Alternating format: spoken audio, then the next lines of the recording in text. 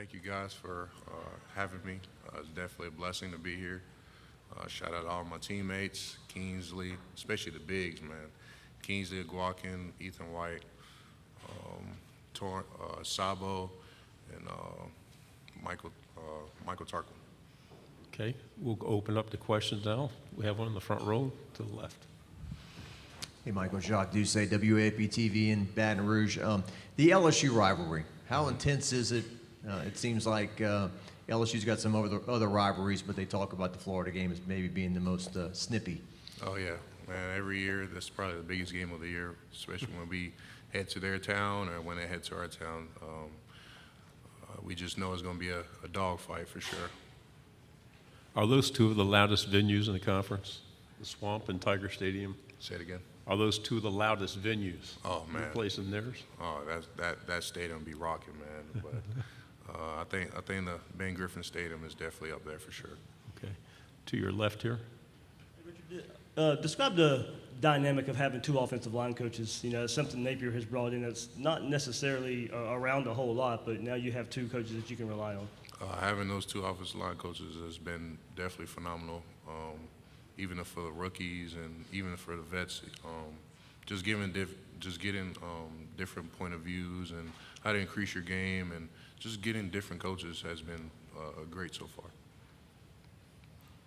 Right here, second row on the aisle. Anthony Patterson with the Atlanta Voice. In the Florida-Georgia rivalry, both teams always say that's the most physical game of the year. For you, who are your toughest opponents or most physical opponents that you can remember, and what do you remember about it? Every game is always tough. Being in the SEC, we're playing against the best guys in the country. That's why we play SEC ball. It's just preparing us for the next level and stuff like that.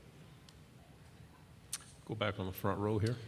Michael, your teammate says that Coach Napier isn't so much a shouter or a yeller, but you can see it in his face when he's serious. And how would you describe him? Man, every time he's disappointed, it's like a disappointed dad a little bit. He's like, come on, man. I'm like, all right, I know what I did wrong. So having him on the team has been very phenomenal for the guys, and he's a great leader. We'll go over to the right side, fourth row. Ventrell also talked about how Coach Napier is making guys bring in pen and paper. Mm-hmm. Is that how has that process been for you, and kind of what other changes has he maybe brought to this team, being a first-year coach here? So Coach Napier always preached that we should always bring pen and paper, because that's very important to write down. He says writing it down definitely, you can take in the process, you can take in the information, and always remember looking at that paper. He just always preaches just taking it day by day, really, and just keep getting each other better. Don't worry about the future, just keep getting better. That's his overall message. To the left side. Richard, as a unit, you guys got off to a great start last year. You pushed around Alabama, pushed around Tennessee the very next week, and kind of the wheels fell off. What's it going to take to be more consistent and take that next step? To be honest with you, it started January. We hold everybody accountable. We know our flaws from last year and our big mistakes.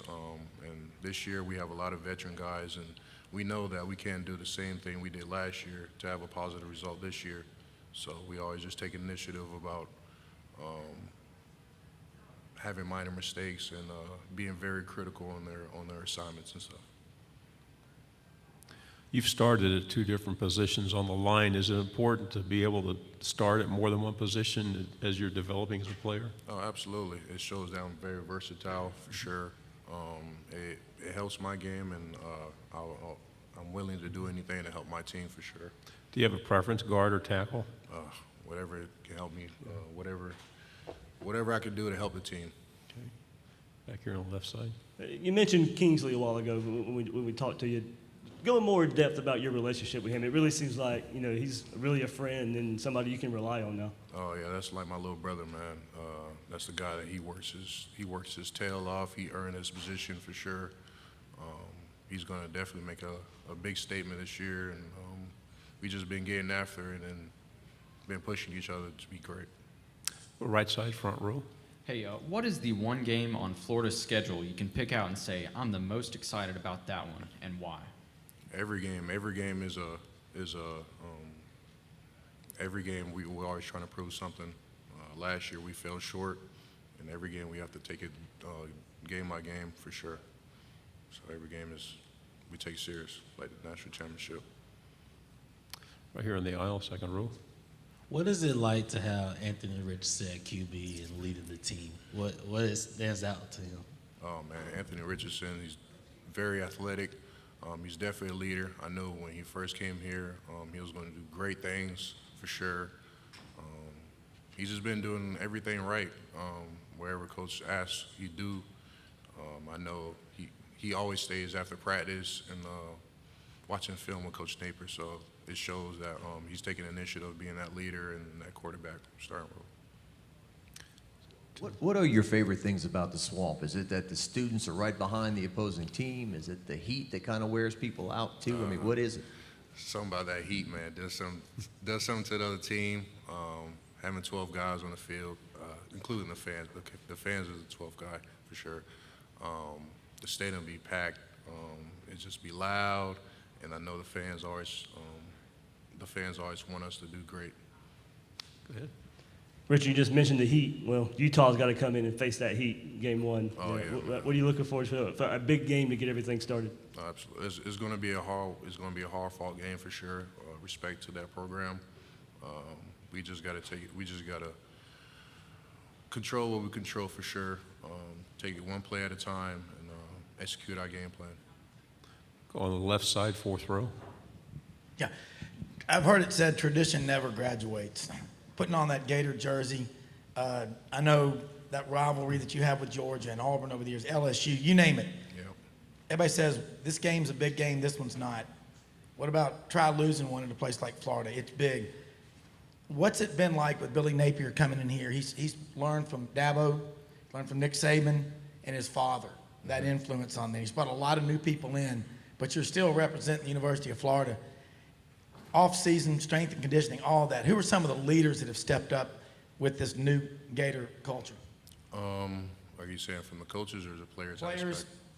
From the players, myself, Jervon Dexter, you got Kingsley, you got Anthony Richardson. The list goes on, man. The veteran guys definitely know the Gator standard, what to live by, and they've been doing a great job so far. Okay, we'll go ahead. The left side still. A new season always brings a new slate, and with Billy Napier as y'all's coach, he brings a new slate in too. How good is it to kind of have a fresh start with a head coach and a fresh start with a new season right on the horizon? Oh man, it's great because I truly believe that Coach Napier definitely have a plan. He'll never put us in a bad situation, and he's man. There's so much things I can say about Coach. He's definitely a player's coach. Do we have anything else?